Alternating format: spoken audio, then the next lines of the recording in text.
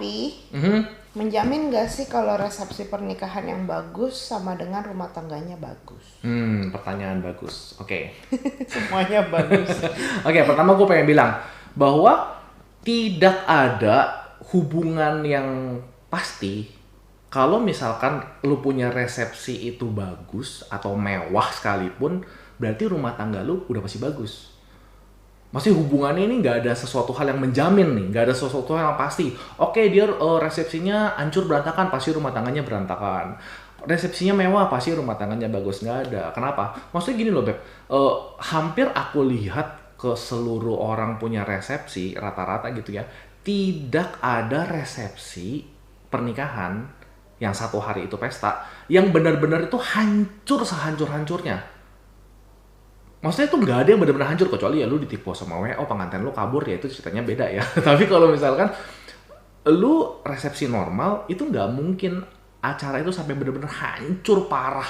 Ya mungkin kurang-kurang dikit wajar lah. Kenapa bisa begitu? Kenapa? Karena kita mempersiapkan resepsi pernikahan kita itu jauh-jauh hari. Paling cepat berapa lama sih kita siapin?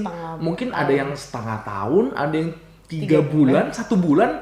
Itu pun tetap nggak sebanding sama acaranya. Acara berapa lama sih? Paling lama 2 hari, 2 jam, 3 jam.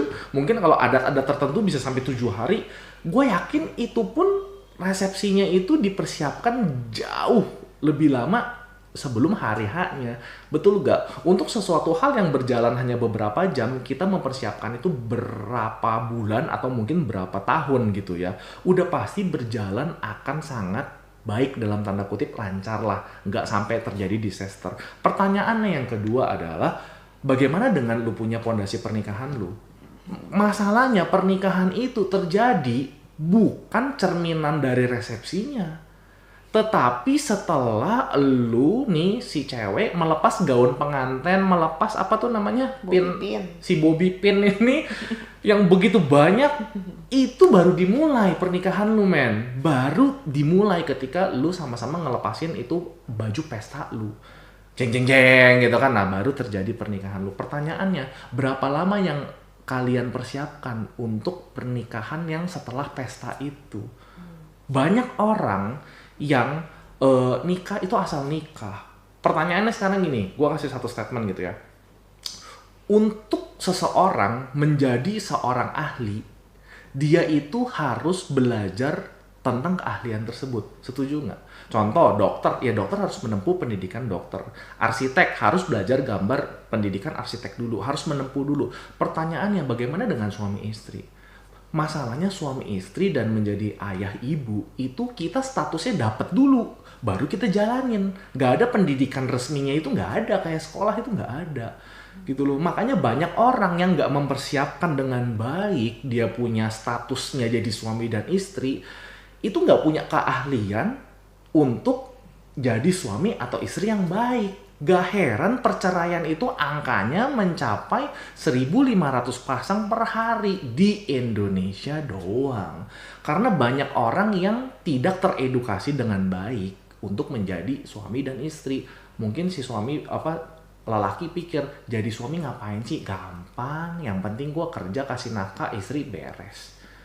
Si cewek pikir, jadi istri ngapain sih? Ya udahlah, paling urusannya rumah tangga, urusan di rumah, beberes-beres, bebersih-bersih, sama urusin anak. Itu yang ada di paling minim, itu yang ada di otak orang, si cewek ataupun si cowok, itu yang paling minim ya. Cewek kerjaannya ya gue melahirkan anak, gue ngurusin anak, gue ngurusin rumah, ngelayanin suami, udah titik. Tapi dia berdua ini gak berpikir bahwa ada komunikasi lo yang harus dijalin, ada toleransi lo yang harus iniin di hubungan itu, harus ada pondasinya lo yang harus digelontorin dulu, dibangun sama-sama dulu. Lu jatuh cinta mungkin butuh beberapa detik atau butuh beberapa menit buat lu bisa tertarik sama orang. Gue seneng banget sama nih orang. Gue makanya ada sebetulnya jatuh cinta pada pandangan pertama gitu kan. Manis rasanya, tapi nggak ada bangun cinta pada pandangan pertama, itu nggak ada. Kenapa? Karena habis jatuh, lu harus bangun, baru lu bisa lanjut. Jatuh cinta itu sedikit sebentar bisa jatuh cinta sebentar tuh bisa, tapi bangun cinta itu butuh waktu yang sangat panjang. Dan dibutuhkan kedua buah orang ini yang menjadi pemain utamanya, pemain intinya, untuk bisa sama-sama bangun cinta. Bangun cinta itu sama kayak bangun rumah gitu loh, pelan-pelan, pondasinya harus ada. Makanya kenapa resepsi pernikahan seseorang itu tidak pernah menjadi jaminan atau nggak ada kepastian bahwa orang yang resepsinya itu wah, hasil pernikahannya pasti wah. Malah yang kita tahu kebanyakan terjadi sebaliknya. Contoh, artis aja banyak yang kawin cerai, padahal kawinannya resepsinya itu miliaran rupiah, nggak nyampe setengah tahun cerai. Itu yang kalau bisa gue jawab. Jadi Mungkin lebih relevannya itu apakah pengenalan yang baik menjamin rumah tangga yang baik itu lebih relevan daripada pernikahan resepsi. presisi, iya betul. Kalau pengenalan yang baik, sudah pasti lu punya arah yang betul untuk menuju ke rumah tangga yang baik, pernikahan yang baik. Karena bagaimana caranya lu bisa menikahi seseorang yang lu sendiri nggak kenal, gitu loh. Itu kita bahas nanti kalau misalnya ada yang nanya masalah pengenalan ini ya, karena ini udah panjang lagi nanti. Yang pasti gue setuju sama Mami kalau pengenalan yang baik itu menuntun kita kepada pernikahan yang baik. Itu of course, itu pasti. Tapi resepsi yang mewah atau yang baik sama sekali tidak ada hubungannya dengan rumah tangga yang baik. Itu nggak ada hubungannya. Survei sendiri kalau nggak percaya, oke?